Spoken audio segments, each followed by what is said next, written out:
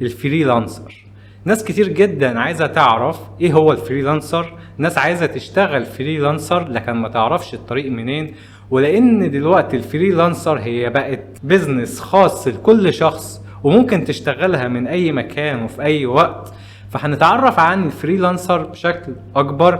هنعرف هل الفريلانسر ده ممكن اشتغلها كشغل اضافي ولا هي محتاجة تفرغ تام مني.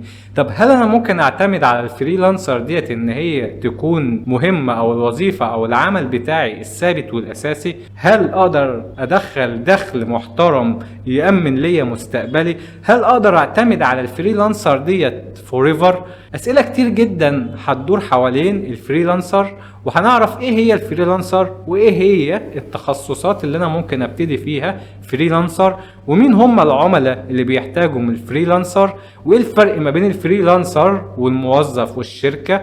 فهنعرف كل الاسئلة ديت واكتر ان شاء الله.